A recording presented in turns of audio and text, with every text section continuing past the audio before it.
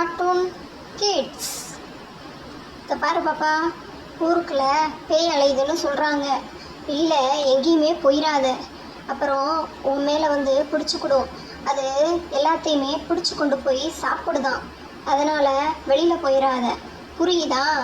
அப்புறம் நான் சொல்கிறேன், எதையுமே காது கொடுத்து கேட்காம நீ பாட்டுக்கு வெளியில் எங்கேயும் போயிடாத. இங்கே பாரு, அம்படுத்தே நான் சொல்லுவேன், புரிஞ்சிச்சா? அப்படின்னு பாட்டி பேசிகிட்டு இருந்தாங்க. இவன் ஹாலுக்கு போவோம் அப்படின்னு சொல்லி போய்கிட்டு இருந்தா. எத்தாப்புல வள்ளி வந்துக்கிட்டு இருந்தா.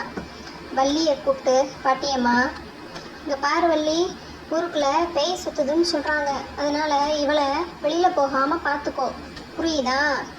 அப்புறம் ஏதாவது ஒன்று கிடக்க ஒன்று நடந்தால் நான் உன்னையே தான் கேட்பேன், புரியுதா?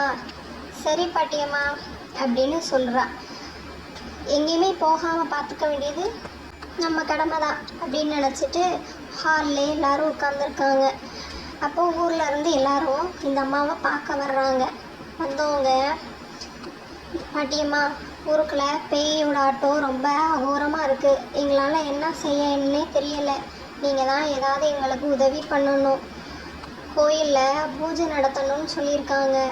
எல்லோரும் கோயிலில் போய் பூஜை பண்ணுவோம் பாட்டியம்மா, அப்போ தான் அந்த பேயை அழிக்க முடியும். அதனால் பூஜைக்கு ஏற்பாடு பண்ண தான் ஊரில் எல்லோரும் முடிவெடுத்திருக்கோம். நீங்கள் என்ன சொல்கிறீங்க பாட்டிம்மா அப்படின்னு கேட்டார்.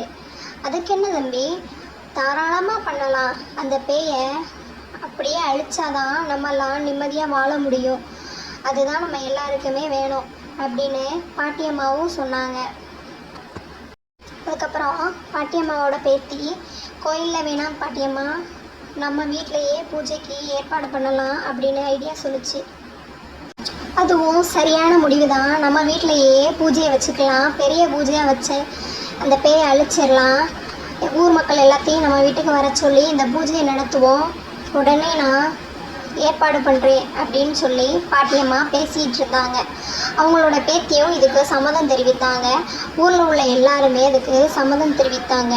எல்லாருமே நாளைக்கு பூஜை நடக்குது வந்துடுங்க அப்படின்னு சொல்லி பாட்டியம்மா எல்லாருக்கிட்டையும் சொல்லி அனுப்புனாங்க. அவங்களும் சரின்னு சொல்லி பூஜைக்கான வேலையை ஆரம்பித்தாங்க. பூஜையை ஆரம்பித்தாங்க. பூஜை நடந்துக்கிட்டு இருந்துச்சு. அப்போ அந்த பேய் வந்து அந்த ஓமகுண்டத்தில் உள்ளே விழுந்து இறந்து போச்சு.